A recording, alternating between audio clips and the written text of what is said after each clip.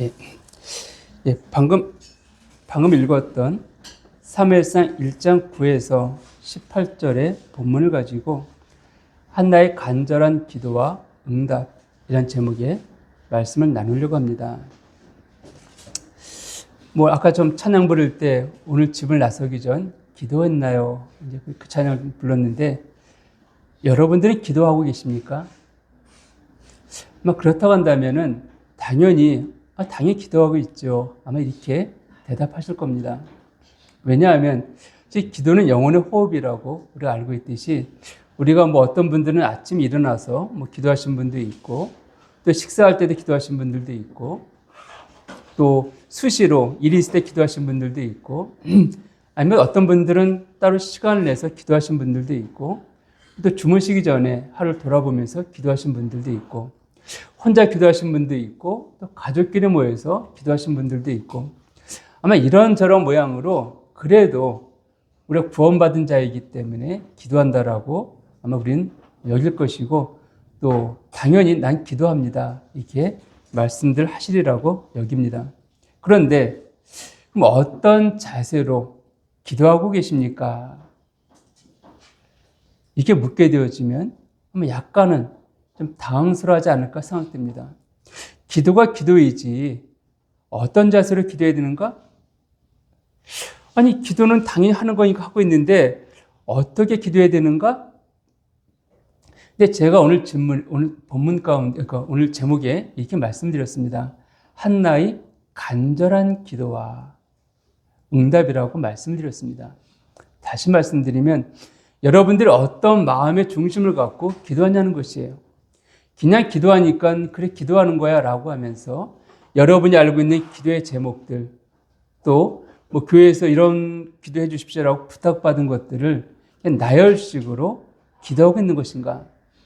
마치 우리가 시장에 가게 되면 물건 살 때 목록을 사죠. 이거 쭉 사왔고 그것들만 골라내는 식으로 하나님 이것도 응답해 주시고 저것도 응답해 주시고 이렇게 그냥 어떤 목록을 쭉 아리는 것처럼 기도하고 있는 것인가? 그걸 물어본 겁니다. 정말 우리가 한나처럼 간절히 기도하고 있는가?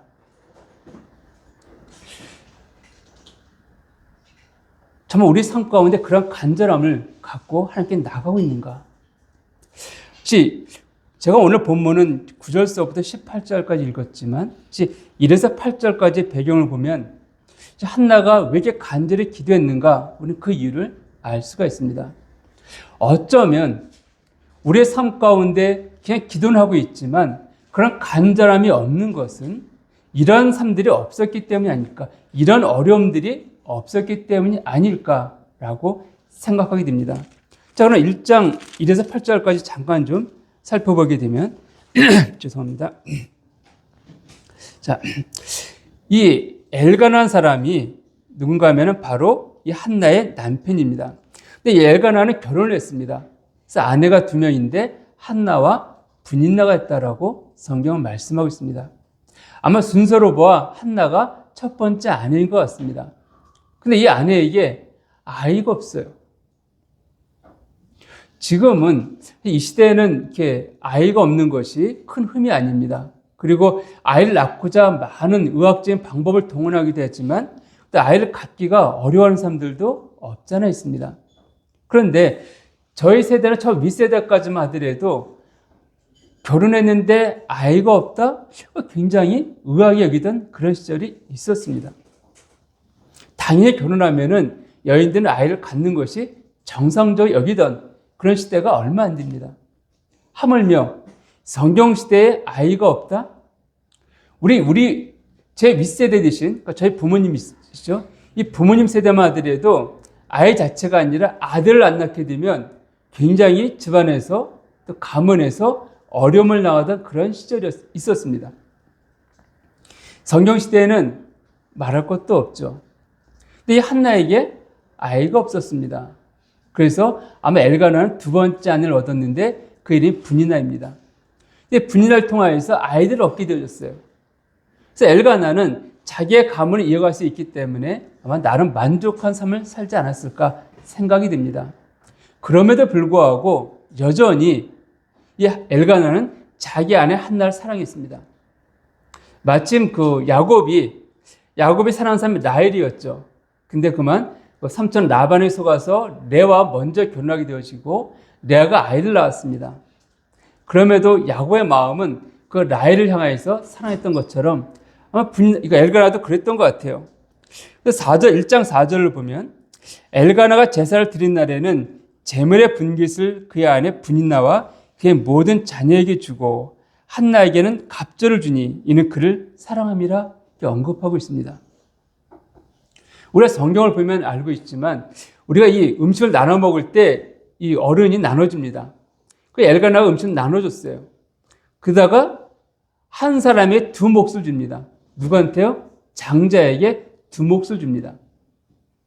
그 성경은 이것이 쭉 언급되어 있어요. 그러니까 장자가 아니면 특별히 내가 정말 관심 갖고 축복해주고 사랑한 사람에게 2몫을 줬습니다. 그 특별히 내가 너를 사랑한다. 내가 너를 정말 존귀 여긴다. 이런 의미가 그 2배의 몫에 담겨져 있는 거예요. 근데 이 엘가나는 자기에게 아이를 낳아준 브닌나보다 비록 아이를 낳지 못했지만 그의 첫 번째 아내인 한나에게 2배의 몫을 주었다라고 성경은 말하고 있습니다. 이것은 엘가나가 그의 아내 한나를 얼마나 사랑했는지를 우리가 알 수 있는 그 내용인 것이죠. 자, 이렇게 사랑받고 있던 한나였습니다. 사실 결혼했을 때 다른 시댁 식구의 누구의 사랑보다도 남편에게 사랑받는 것만큼 이 아내에게 힘이 되는 건 없습니다. 그 반면에 다른 시댁 식구들이 자기를 응원한다 할지라도 남편이 자기를 사랑하지 아니하고 다른 여인을 사랑한다? 이것만큼 어려운 것은 없을 거예요. 그러면서 보게 되면 이 한나는 축복받은 여인입니다. 왜냐하면 남편에게 사랑을 받고 있으니까요. 그런데 문제는 2번째 아내 브닌나가 그의 아이 없음을 통하여서 어떻게 했습니까? 계속 그를 괴롭혔다는 거예요. 우리가 성경을 보게 되면 이삭이 아이가 없었습니다. 아이가 없었죠. 그래서 어떻게 하면 사라가 어떻게 합니까? 약속을 받았음에도 불구하고 아이가 생기지 않으니까 그의 여종을 이삭에게 주었죠. 그래서 여종을 통하여서 이스마엘이 태어났습니다. 근데 이스마엘이 태어나기 전서부터 이 하갈이 자기가 임신한 걸 알고 나서부터 사라를 어떻게 되어 있습니까?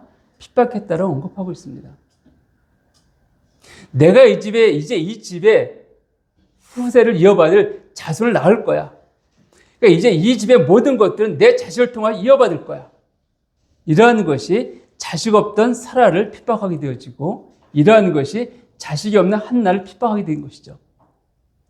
이것만큼 서러운 것이 여인들한테는 없습니다. 물론 저는 그런 경험이 없기 때문에 언제 이해할 수는 없고 또 여러분들도 결혼하셨지만 지금 이런 시대가 아니기 때문에 아마 이 한나의 마음을 언제 이해할 수는 없다 여겨집니다. 그러나 진정할 수 있지 않을까 생각이 듭니다. 그래서 얼마나 그가 마음이 어려웠냐면은 자,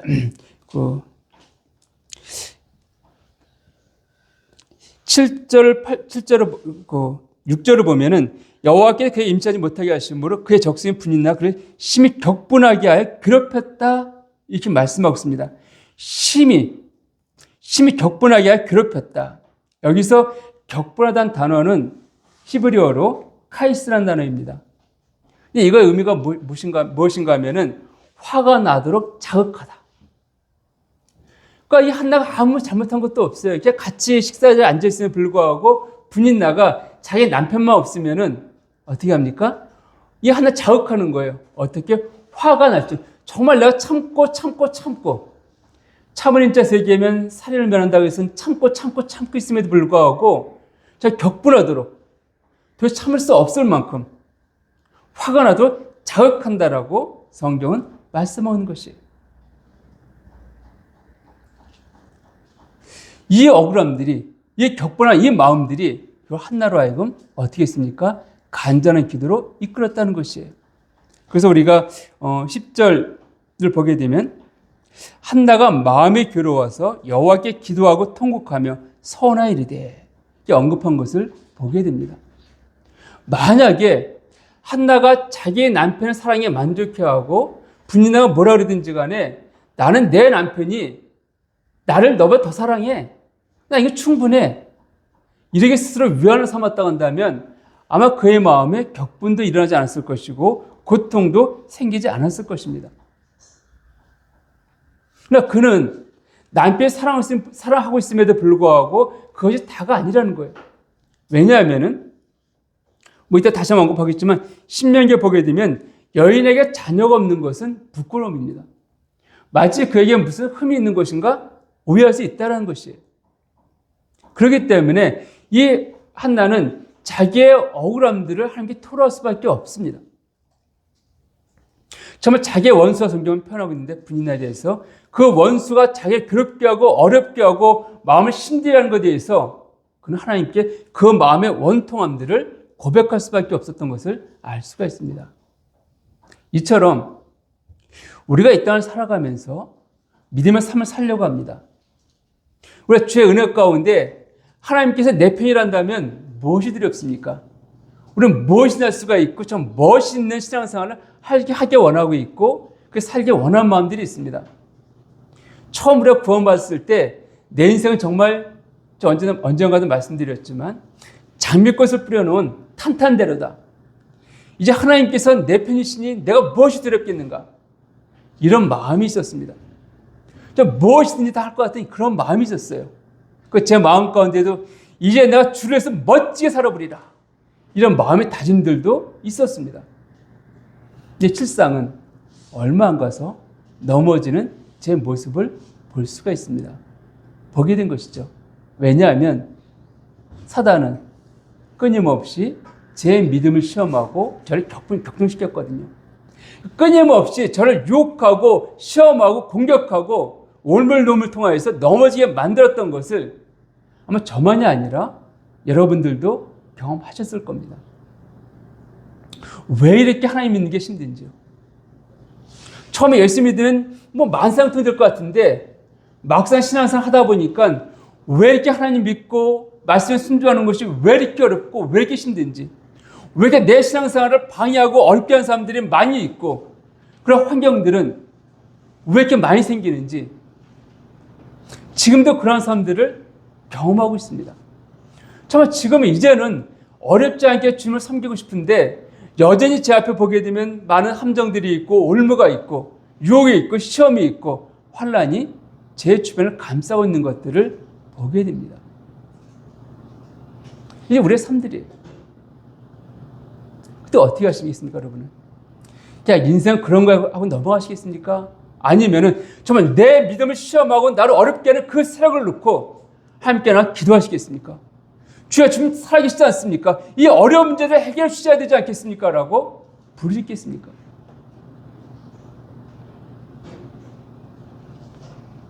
오늘 한나가 10절에 보면 마음에 괴로워서 여호와께 기도하고 통곡했다 되어 있는데 여기 괴로워서 이 부분들은 히브리어로 이 괴롭다는 단어는 히브리어로 마르란 단어입니다. 이것은 더 쓴맛, 아주 입에 쓰다는 거예요. 너무 괴롭기 때문에. 전 쓸개즙을 먹어본 적이 없지만 쓸개 아마 입에 여러분도 안 계시겠죠. 쓴 걸 그 성경에 고사에 있지만은 자기 이제 그 원수 있지 않게 해서 매일 쓸개를 먹었다 그런 고사가 있는데 그 입에 쓴 것을 물은 그 고통스러워, 그 괴로움. 그리고 통곡하며 여호와께 기도하고 통곡하며 되어 있는데 이 통곡하면 이 단어는 히브리어로 바카란 단어입니다. 그 뜻은 울다, 소리 지르다 이런 뜻이에요. 근데 원어를 보게 되면 이 괴로워하는 단어, 통곡하는 이 단어, 이것이 바카라는 단어 말씀드렸는데 히브리어 원어를 보게 되면 바카 두 번 연속으로 쓰여져 있습니다. 히브리어 가운데 어떤 단어가 연속 쓰였다는 것이 굉장히 강조점이고 중요하다는 거예요. 그래서 하나님께서 그 아브라함이 이삭을 죽이려고 했을 때에도 아브라함 한 번 잊지 않고 아브라함 외치잖아요. 이 성경은 굉장히 무엇인가 중요하고 급하고 강조할 때 반복적으로 그것을 말씀하고 있습니다. 그러니까 이 바카라는 단어가 두 번 연속 쓰여졌다. 성경 통곡이 한 단어 되어 있지만 한나가 얼마나 그 마음이 고통스럽고 괴로워서 울부짖고 있는지를 우리에게 보여주는 그 단어입니다. 그가 무슨 불의한 게 없습니다. 그럼에도 불구하고 그의 원수였던 분인나가 계속 말 격동시키고 있잖아요. 우리가 참 멋있게 주님 섬기고 싶습니다. 좀 멋있게 주님 따라가고 싶어요. 근데 우리 앞에 왜 그런 많은 고난과 환난과 연단들이 있고 왜 사탄의 그 유혹들이 있습니까? 왜 우리가 그 사탄이 우리를 시험에 빠지게 합니까? 왜 우리의 믿음 자꾸만 시험하고 있습니까? 우리가 믿음의 삶을 살려고 하지 않으면 사탄도 우리를 시험하지 않습니다. 공격하지 않아요. 우리가 정말 주님을 믿고 따라가길 원하면은 그때 공격들이 있습니다. 그때 어떻게 하시냐는 거예요.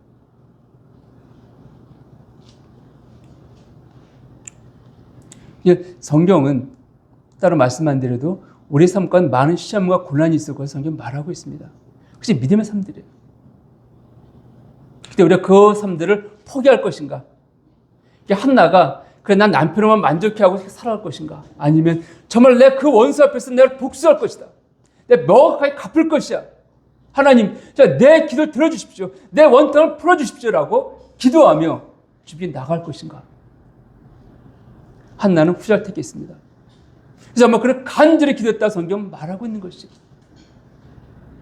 자, 그런데 첫 번째로 우리의 기도 응답, 우리는 기도에 대해서 많이 알고 있습니다. 근데 기도 응답도 우리가 많이 알고 있습니다. 그런데 한나 간절히 기도했는데 간절히 기도해야지만 하나님이 응답하시는가? 하나님께서 간절히 기도해야지만 우리의 기도 응답하실까요? 그러니까 우리의 기도는 간절히 기도에 응답하고 간절히 기도하지 않으면 응답하지 않는다? 그렇습니까? 아니죠. 우리가 분명히 알고 있듯이 기도 응답은 간절히 기도해 받는 게 아니라 기도 응답은 믿음으로 예수 그리스도의 이름으로 하면 응답된다라고 성경은 말하고 있습니다. 다시 말씀드리면 기도 응답은 분명히 예수 그리스도의 이름으로 믿음을 갖고 기도하면 응답된다라고 성경은 말하고 있는 것이에요. 다른 어떤 것들도 첨가되지 않습니다. 간절히 기도에 응답된다? 아닙니다. 그렇게 말하고 있지 않아요. 그러니까 믿음으로 예수 그리스도의 이름은 나아가 기도하면 응답한다? 이게 성경이 말하고 있는 가르침입니다. 그리고 우리는 아멘을 받아들이고 있습니다. 그렇습니다. 근데 그럼에도 불구하고 성경은 간절히 기도하는 모습을 여러 곳에서 언급하고 있습니다. 그 이유는 무엇일까요? 누가복음 22장 44절을 보면 예수님께서 겟세마네 동산에 기도하신 장면이 나옵니다. 거기에 보게 되면 간절히 기도할 때 땀방울이 핏방울처럼 떨어졌다 이렇게 말씀하고 있습니다. 우리가 땀이 흐르는 것하고요 피가 흐르는 건 다릅니다. 땀은 한 방 접시 나서 이렇게 하기 때문에 천천히 흐르죠. 핏방울은 줄줄 흐릅니다. 근데 그 예수님이 얼마나 기도했으면은 얼마나 간절히 기도했으면 땀방울이 핏방울처럼 그냥 그렇게 흘러내렸다라고 성경은 말하고 있습니다. 여기에 간절이라는 단어가 헬라어로 ekteres라는 단어인데 열렬히 기도했다 이런 의미예요. 아니 예수님께서 하나님의 아들이신 예수님께서 아니 그냥 믿음으로 기도하면 응답될 터인데도 불구하고 성경은 왜 간절히 기도했다라고 언급하고 있을까? 그 간절함도 땀이 핏방울 들 정도로 사실 우리가 웬만큼 기도해도요 그렇게 기도하지는 않습니다. 근데 그렇게 기도했다 성경은 언급하고 있는 거예요. 왜 그랬을까요? 사도행전 12장 5절을 보면 여기 사도들이 모여 기도한 장면이 나옵니다. 베드로가 감옥에 갇혔다는 거예요. 내일 있으면 죽임을 당한다고 합니다. 그 사도들이 함께 모여서 어떻게 합니까? 열심히 소리쳐 기도했다라고 성경은 말하고 있습니다. 왜 그렇게 기도했을까요? 굳이 소리쳐서 그들이 한 마음으로 기도해야지만 응답했을까요? 그냥 각자 기도할 수 있겠지만 같이 모여서도 조용조용. 우리가 가끔 그런 말을 들 때가 있는데 기도할 때 하나님은 귀가 막히신 분이 아니기 때문에 조용히 해도 다 들으십니다. 굳이 큰 소리를 외칠 필요 없습니다. 이렇게 말씀하시는 분을 가끔 볼 때가 있습니다. 물론 맞아요. 하나님은 우리가 크게 외치든 아니면 속삭이든 아니면 속으로 기도하든 다 다 들으시는 분이십니다. 그리고 믿음으로 예수 그리스도의 이름으로 믿음으로 기도하면 응답하세요. 그럼에도 불구하고 그렇기 때문에 그렇게 우리가 간절히 소리쳐 기도할 필요가 없습니다라고 말씀하신 분을 가끔 만날 때가 있습니다. 그런데요, 성경 한번 좀 봅시다. 누가복음 11장 1절 이하를 좀 보겠습니다. 신약성경 누가복음 11장 1절 이하입니다. 여기에 보면 예수님께서 우리가 잘 알고 있는 그 주기도문, 주님이 가르친 기도를 언급한 부분이 나옵니다. 자, 11장 1절 이하 이쪽 보게 되면 4절까지 4절 읽어드릴게요. 시간적인 있으니까. 우리가 우리에게 죄 지은 모든 사람을 용서하오되 하오니 우리 죄도 사하여 주시옵고 우리를 시험에 들게 하지 마옵소서 하라. 근데 왜 이걸 했습니까? 11장 1절을 보면 예수께서 한 곳에서 기도하시고 마치심에 제자 중 하나가 여짜오되 주여 요한이 자기 제자들에게 기도를 가르친 것과 같이 우리에게도 가르쳐 주옵소서 하니까 이 기도를 가르치셨습니다. 근데요, 4절까지 이 기도의 내용이 나왔는데 5절에 무엇을 말합니까? 또 이르시되 너희 집에 누가 벗이 있는데 밤중에 그에 가서 말하기를 벗이 떡 3덩이를 좀 내게 구워달라. 내 친구가 왔는데 먹을 것이 없다. 그러면은 어떻게 한다고요? 그가 그렇게 하지 마. 난 자고 있어. 내 아이들 자고 있으니까 그냥 가. 이렇게 하겠느냐? 아니면 8절에 뭐라고 말했습니까? 내가 너에게 말하노니 비록 벗들음이 인하여서는 일어나서 주지 아니할지라도 그 간청함이 인하여 그 요구대로 주리라. 내가 너 친한 친구 인정해. 친한 친구이기 때문에 주는 거 아니야. 나 정말 피곤하고 자고 싶어. 근데 안 들어주면 계속 뭘 두둥길 테니까. 간청하고 있다? 이것의 의미는요, 헬라어로 아니야 데이라는 단어인데 뻔뻔하다 이런 의미예요. 그러니까 안 가 계속 두둥긴다는 거예요. 일어날 때까지. 이게 간청한다. 그러니까 정말 귀찮아서라도 내가 주겠다. 주님의 가르치신 기도.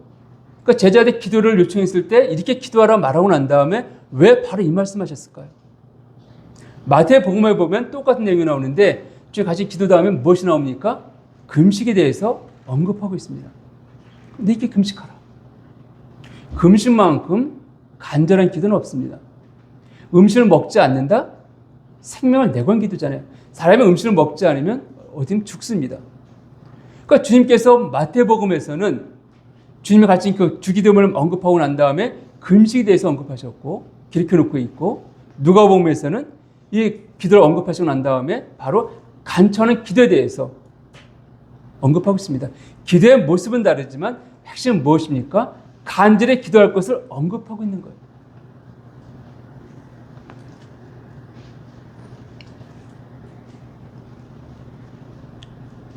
이런 기도의 모습 가운데 일하신 것을 우리는 성경을 통해서 찾아볼 수가 있습니다.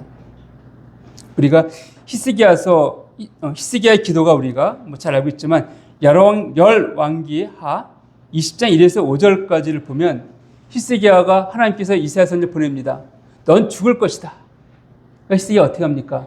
벽을 향해 통곡하며 기도했다라고 성경 언급하고 있습니다. 이 부분이 역대상이라든지 아니면 이사야에서 언급되어 있는데, 어쨌든 간에 히스기야는 네가 죽을 것이라는 말을 듣게 되어지니까 하나님 기도했다라고 간절히 기도했다. 한번 생각해 보십시오.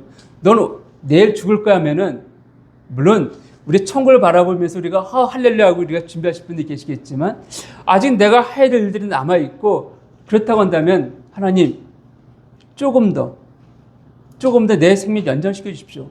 이 기도하지 않겠습니까? 근데 그냥 단순히 하나님 좀 연장시켜 주시면 좋겠네 이렇게 기도하시겠습니까? 정말 주님 살려주십시오 이 기도하시겠습니까? 마태복음 15장 21절 이하에 보면 가나안 여인과 귀신들이 따라 나옵니다. 그 여인이 어떻게 합니까? 다윗의 자손 예수야라고 간절히 외쳤습니다. 내 딸이 귀신 들렸습니다. 좀 살려주십시오. 여인이 사람들 앞에서, 그 남자들 있는 사람들 앞에서 정말 목소리 높여 외친다는 것은 부끄러운 일입니다. 부끄러운 일이에요. 그럼에도 불구하고 이 여인은 부끄러움 개의치 않았습니다. 내 딸을 살릴 수 있다라고 한다면은 내 딸을 이 굿에서 해방시킬 수 있다고 한다면은 괜찮았다는 거예요. 여기서 그래서 외쳤다라고. 그러니까 내용을 잠깐 잘못 말씀드렸는데 이 부분은 예수님 그 발에 떡을 넣고 예수님께서 좀 도와달라 그러니까 자식들 주는 떡을 개에게 주지 않는다 했을 때 개들도 그 떡을 먹습니다면서 간절히 요청했던 그 모습을 언급하고 있습니다. 사도들의 기도, 아까도 12장, 사도행 12장에서 언급했지만 4장 23절과 사도행전 4장 23절과 24절을 제가 잠깐만 좀 읽어드리면은 여기서도 마찬가지로 사도 베드로가 대에서 잡혔다가 경고를 듣습니다. 너희가 또다시 예수 이름을 증거하면 그냥 다 잡아서 죽일 것이다.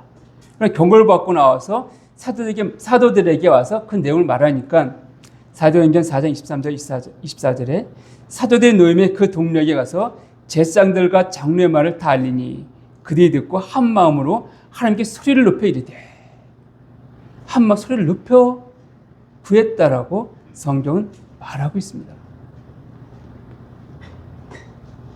한 군데만 더 살펴보게 되면 우리가 누가복음 18장 1절 이하를 보게 되면 불의한 재판장에 대해서 언급하고 있습니다. 근데 지금 뭐라고 말씀하십니까? 18장 1절 이하를 보면 예수께서 그들에게 항상 기도하고 낙심하지 말아야 할 것을 비유로 말하되 이때 어떤 도시에 하나님을 두려워하지 아니하고 사람 무시한 한 재판장이 있다는 거예요. 근데 그 재판장에게 그 도시에 한 과부가 있어서 정말 내 원한을 풀어주십시오. 내가 너무 억울합니다. 근데 불의한 재판관은 들어주지 않았습니다. 왜요? 뒷돈을 받고 있거든요. 네가 내게 좀 재물을 갖고 와서 좀 이렇게 뇌물을 주면은 내가 네게 응답할 터인데 또 안 주고 있잖아. 저 불의한 자들은 내게 줬어. 근데 이게 잘못된 판결을 내리고 있는 거예요. 근데 그럼에도 불구하고 이 여인은 그럴 능력도 없습니다. 오로지 가서 간청하는 거예요. 정말 내가 억울합니다. 정말 내가 억울합니다. 내 이 원한을 풀어주십시오. 하다 보니까 8절은 뭐라고 되어 있습니까? 6절 이하부터 보게 되면 5절에 이 과부가 나를 번거롭게 하니 내가 그 원한을 풀어주리라. 그렇지 않으면 늘 와서 나를 괴롭게 하리라 하였느니라. 주께서 또 이르시되 불의한 재판장이 말하는 것을 들으라. 하물며 하나님께서 그 밤낮 부르짖는 택하신 자들의 원한을 풀어주지 아니하시겠느냐. 저 불의한 재판관도 뇌물을 받지 않았음에도 불구하고 그 과부가 매일 와서 간청하기 때문에 귀찮아서 들어줬는데 하물며 하늘에 계신 너희 아버지가 너희의 기도를 그 간청을 들어주지 않겠느냐라고 말씀하고 있습니다. 사랑하는 여러분, 우리의 간절한 기도, 우리가 왜 간절히 기도하지 못한지 아십니까? 만약 생각해 보십시오. 내 자녀가 있습니다. 병에 걸렸어요. 근데 의사에 갔는데 이 병을 여러 명 의사가 다 돌볼 수 있어요. 이 이거 굉장히 중요한 병이지만은 많은 의사들이 경험이 있기 때문에 이게 수술하면 나을 수 있다? 그래요. 근데 생각합니다. 정말 수술하면 나을 수 있는 병인데 이 의사가 정말 내 아이를 잘 수술할 수 있는 사람인가? 아니면 더 이름 있는 의사가 있는데 그래 데리고 가야 될 것인가? 이런 갈등들이 아마 여기까지 있을 거예요. 그래서 혹시라도 이 의사 잘못할까 봐 그런 마음들이 있고 그런 마음에 염려를 갖습니다. 그러면서 수술 잘하기 원하는 마음이 있음에도 불구하고 또 한편으로 이 사람을 다른 사람이 맡겼으면 이런 의구심이 들기도 할 것이에요. 근데 그 반면에 이제 아이가 아픈데 수술해야 되는데 딱 이 의사밖에 수술할 사람이 없어요. 이 의사만 살릴 수 있습니다. 그럼 우리는 어떤 마음을 가질까요? 다른 의사들이 없어요. 그 의사에게 정말 내 살려주라 간절히 매달리지 않겠습니까? 난 시간이 없어요. 바빠요. 나는 다른 의사에 가보십시오. 전자처럼 의사가 많이 있으면 그래 내가 너보다 신뢰해서 찾아갈까 이럴 수 있겠지만 지금은 아니에요. 없어요. 그러면 바쁘다 할지라도 정말 일과 시간 토요일날 일요일날 쉬는 그날이라도 와서 수술하시면 안 되시겠습니까? 붙잡고 매달리지 않을까요? 이거예요. 우리가 기도할 때 왜 간절함이 없는가? 하나님이 응답하신다? 단순히 기도하면 응답하실 거야. 이런 막연한 기대감 속에서는 간절함이 나오지 않습니다. 언젠가 응답하실 거야. 이런 기도는 간절히 나오지가 않아요. 그런데 이 기도는 다른 방법 해결될 수가 없어요. 하나님께서만 이 기도를 해결할 수 있고 지금쯤 해결하셔야 됩니다. 이랬을 때 어떻게 합니까? 그때 간절함이 나오는 거예요. 우리가 어떤 어려움 당에 있을 때 다른 방법들이 있어요. 기도하면서도 다른 방법들이 있으면 그걸 찾으려고 그럴 거예요. 그럼 거기 간절함이 없습니다. 그런데 다른 방법이 다 막혀 있을 때 오로지 하나님의 개입하셔야 됩니다 라고 했을 때 그때 무릎 꿇음이 나오는 거예요. 그때 간절함이 나옵니다. 그때 좀 살려주시라는 고백이 나오는 거예요. 그러니까 우리의 기도 가운데서 이런 간절함이 없는 것은 바로 그 하나님에 대한 하나님께서 할 수 있다 이 고백, 이 신뢰가 이런 것이 없기 때문인 것이에요. 한나는 자기의 이 괴로움, 이 억울함들을 하나님이 풀어주실 것을 믿었습니다. 그래서 그분께 간절히 매달렸던 것이에요. 우리가 이런 기도가 회복되기 원합니다. 여러분, 내 기도한 제목도 있지 않습니까? 나의 가족의 구원 문제도 있습니다. 내 직장 문제가 있습니다. 경제적인 어려움이 있습니다. 누가 해결할 수 있을까요? 내일 좀 쌀떡이 쌀이 없습니다. 누가 채울 수 있을까요? 내가 이래서 벌써 채운다 한다면 우리가 간절함이 생기지 않습니다. 근데 아침에 인력거에 나갔는데, 인력사무소에 나갔는데 자리가 없어요. 빈손 돌아왔습니다. 쌀 땐 쌀은 없어요. 어디 채울 데가 없어요. 그럼 어떻게 할까요? 그때 나오는 게 간절함입니다. 내가 일 나가면 그래 뭐로 쌀 채울 수 있어. 하나님 일자리 주십시오. 이때 간절히 나오는 게 아니에요. 우리의 기도는 하나님만이 응답하실 수 있습니다. 이렇게 인정되어지고 고백되어질 때 우리 가운데 간절함과 간청이 나옵니다. 두 번째는 이 한나는 그런 간절히 기도했을 때 엘리자 선생님이 보고서 그를 말하죠. 너 술 취했냐? 아닙니다. 난 정말 간절해서 기도하고 있습니다. 했을 때 엘리자 선생님이 뭐라고 말합니까? 너를 엘리가 사무엘상 1장 17절입니다. 엘리가 대답하여 이르되 평안히 가라. 이스라엘의 하나님이 네가 기도하여 구한 것을 허락하시기를 원하노라 하니 이르되 당신의 여종이 당신께 은혜 입기를 원하나이다 하고 가서 먹고 얼굴에 다시는 근심빛이 없더라. 자, 여기에 한나는 엘리자 선생님의 말을, 그 축복의 말을 믿었습니다. 그래서 가서 음식을 먹고 다시는 근심하지 않았다? 그러니까 이것은 그냥 믿었다는 것이에요. 근데 엘리자 사장이 왜 한나에게 이런 축복의 말을 했을까요? 많은 사람들이 와서 기도했을 것입니다. 근데 왜 한나에게 했을까요? 그 한나의 간청을 보았기 때문이에요. 정말 그가 다른 사람들은 와서 그냥 하나님 이것도 해주시고 저것도 해주시고 그냥 자기 원했던 것들 그냥 제사 드리고 하고 그냥 자기 마음의 소원들만 한두 가지 말하고 가는데 한나는 그러지 않았거든요. 그 여인이 그 오랜 시간 동안 마치 술 취한 사람이 주정되는 것처럼 뭐 계속 그냥 중원번 하는 것처럼 계속 기도하고 있거든요. 그걸 보았기 때문에 물어봤잖아요. 또 왜 그러고 있냐? 그때 자기 마음의 오금 다 얘기하고 나니까 그래서 내가 이렇게 오랜 시간 기도했구나. 네 마음 이해한다. 하나님 네 기도에 응답하기 원한다. 이게 나온 거 아닙니까? 맞아요. 그런 간절함이 있었기 때문에 엘리자의 그 약속의 말씀이 주어진 것입니다. 우리 역시 마찬가지입니다. 우리가 기도할 때 우리의 믿음이 어디에 생깁니까? 그냥 기도할 때 믿음이 생기지 않습니다. 저 하나님의 신뢰하고 간절히 나가게 될 때 그분께 우리의 믿음을 도와주시는 거예요. 마가복음 9장을 보십시오. 예수님께서 변호사에 올라갔다 내려왔습니다. 근데 제자들이 귀신들을 알려고 열심히 기도했지만 낫지 못했어요. 근데 그 아버지가, 귀신 들린 아버지가 예수님 내려오는 거 보고 뭐랍니까? 주여, 내 아이 좀 살려주십시오. 당시에 제자들이 열심히 기도했지만 낫지 않고 있습니다. 무엇이든 할 수 있거든 좀 해주십시오. 예수님 뭐라 말씀하십니까? 할 수 있거든이 무슨 말이냐? 믿는 자에겐 능치 못할 일이 없느니라. 근데 그 아버지의 고백이 무엇이었습니까? 주여 내가 믿나이다. 나의 믿음 없음을 도와주시옵소서.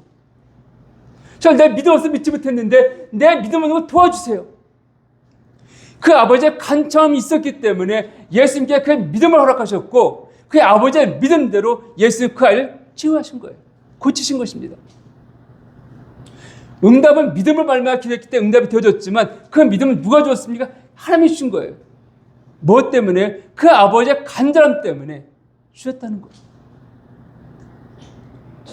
바로 한나 간절히 기도했기 때문에 약속이 주어진 것처럼 우리 역시 마찬가지입니다.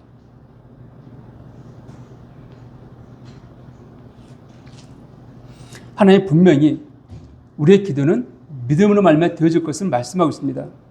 마태복음 21장 18절서부터 22절까지 보면 무화과 나무의 비유를 통해서 우리가 이걸 알 수가 있습니다. 예수님께서 성전에 들어왔다 나갈 때 시장하셨기 때문에 무화과 나무에 가셨습니다. 아무 열매가 열리지 않았어요. 그럼 저주하셨죠. 근데 그 다음날 보니까 나무가 저주받은 말라 비틀어졌습니다. 그 제자들이 너무 놀라갖고 어떻게 보십시오. 나무가 정말 이렇게 말라버렸습니다. 예수님이 뭘 열리냐? 너희가 믿음이 있으면 이 산들을 옮겨 저 바다에 던져주어라, 던져주어라 할지라도 그렇게 될 것이다. 그러니까 믿음으로 기도하면 산이 옮겨진다는 거예요, 바다로다가. 그렇습니다. 우리의 기도 응답은 믿음이에요. 그런데 그 믿음은 무엇에 근거한 믿음이어야 됩니까? 말씀입니다. 열왕기상 18장 1절과 2절을 보면 이 이스라엘 지역 가운데 비가 오랫동안 오지 않았습니다. 왜냐하면 하나님께서 저주하셨거든요. 그래서 3년 넘도록 비가 오지 않았습니다. 열왕기상 18장 1절과 2절을 보면 많은 날이 지나고 제3년에 여호와의 말씀이 엘리야에게 임하 이르시되 너는 가서 아합에게 보이라. 내가 비를 지면에 내리리라. 하나님께 말씀하셨습니다. 이때까지는 비가 오지 않았기 때문에 하나님이 엘리야를 갖다가 그 시냇가에 숨기시고 까마귀 먹이셨다라고 그리 시냇가에 숨기시고 까마귀 먹이셨다고 성경 말씀하고 있습니다. 근데 이제 3년이 지났어요. 하나님 말씀하십니다. 이제 비를 보낼 테니까 가서 아합 왕을 만나라. 2절에 보면 엘리야가 아합에게 보이려고 가니 그때 사마리아의 기근이 심하였더라. 아합에게 보입니다. 아합이 이 죽일 엑스엑스하니까 네가 뭐 순종하지 않지 않았느냐? 자, 이제 네가 믿는 신들을 제사장 불러와라. 그래서 바알 선지 450명이 갈멜산에 모여서 열심히 기도합니다. 자기 신 찾아가면서. 어떻게 했을까요? 응답이 안 됐죠. 엘리야가 말합니다. 번제단을 놓고 거기다 짐승을 놓고 물까지 부었어요. 그걸 기도했더니 불이 나와서 태워버렸습니다.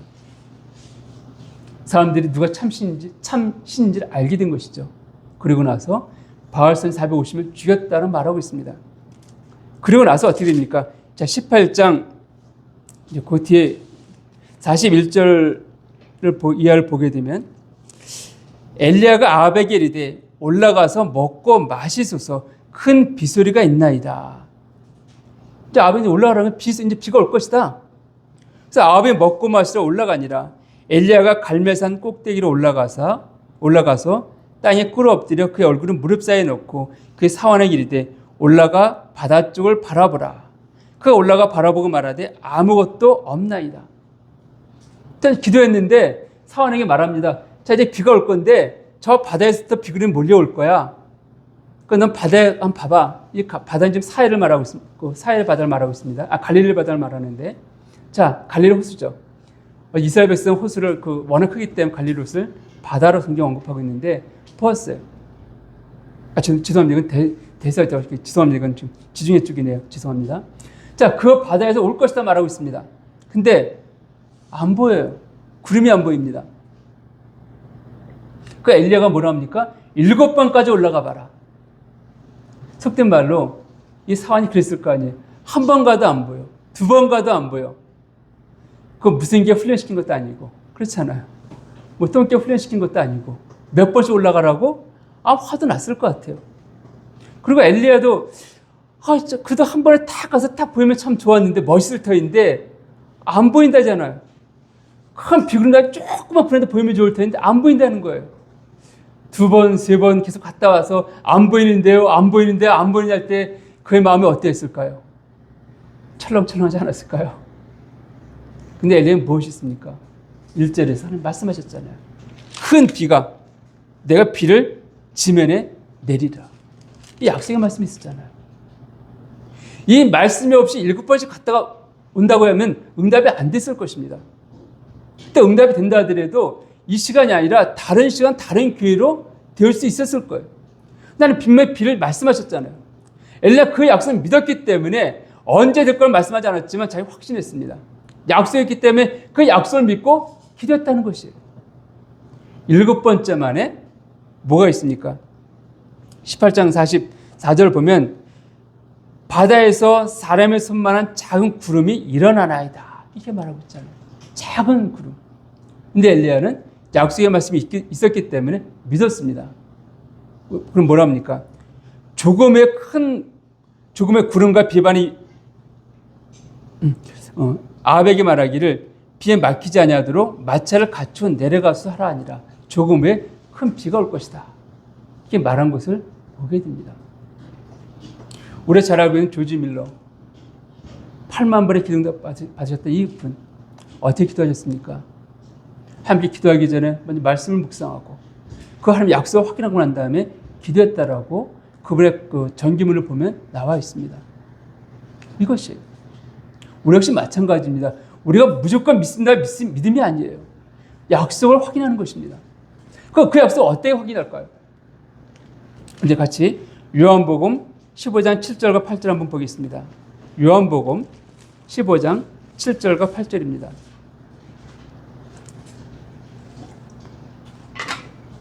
같이 한번 읽어보겠습니다. 요한복음 15장 7절 8절 같이 한번 읽어보겠습니다. 시작. 너희가 내 안에 거하고 내 말이 너희 안에 거하면 무엇인지 원하는 대로 구하라. 그리하면 이루리라. 너희가 열매를 많이 맺으면 내 아버지께서 영광을 받으실 것이요 너희는 내 제자가 되리라. 자, 기도응답. 여기 열매 기도응답이죠. 너희가 열매를 많이 맺으면 아버지께 영광을 받으실 것이다. 그러니까 우리의 기도에 응답하기 원하신다는 거예요. 하나님께서는요. 왜? 아버지께 영광이 되기 때문에. 어떻게 기도해야만 됩니까? 너희가 내 안에 거하고 너희가 내 안에 거한다? 이게 무슨 의미인가요? 우리가 그리스도 안에 거한다? 우리 자주 말씀드리죠. 골로새서 3장 2절 보아도 그렇고 우리 생명이 어디 안에 있습니까? 그리스도 안에 있다 말씀하지 않습니까? 구원받은 자들은 그리스도와 연합된 자들입니다. 우리는 그와 함께 있는 자들이에요. 그러니까 너희가 내 안에 거하고 우리가 구원받았다 한다면 이것은 우리 아멘이 되어집니다. 우리 그리스도 안에 있는 자들이에요.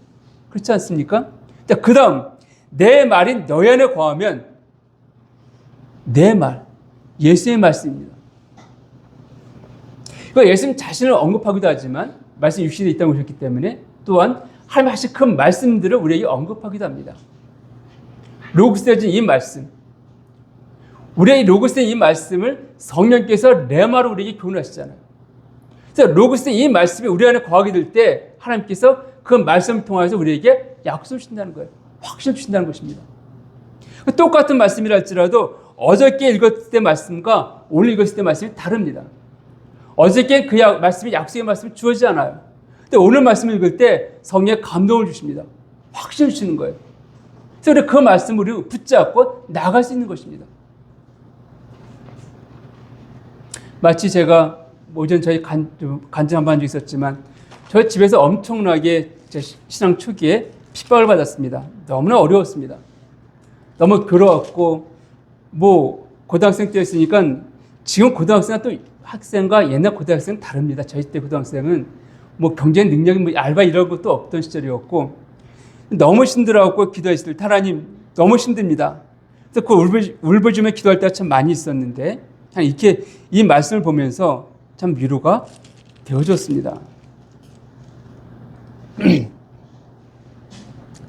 마태복음 5장 우리가 좀 암송하고 있는데 5장 11절 이하 보게 되면 5장 11절 이하를 보면 나로 말미암아 너희를 욕하고 박해하고 거짓으로 너희를 거슬러 모든 악한 말을 할 때에는 너에게 복이 있나니 기뻐하고 즐거워하라. 하늘에서 너의 상이 큼이라. 너의 전에 있던 선지자들도 이같이 박해하였느니라. 자, 이 말씀을 대하는데 너무 감사하고 위로가 되어지는 거예요. 나만 난 어려움이 아니었구나. 내 앞에 있던 선지자들도 이런 박해가 있어 고난이 있었구나. 상급이 크다고 하니까 주님 감사합니다. 그 다음 나온 고백이 있었습니다. 주님 정말 감사합니다. 이 상급이 크다니요. 그런데 지금 나를 핍박하는 부모님들, 그들도 주님 예수 믿어 구원받을 것인데 그들이 하나님 앞에 가게 되어지면 너 왜 내 아들 핍박했냐? 이렇게 물어본다고 하시면 내 부모님 뭐라 대답하실까요?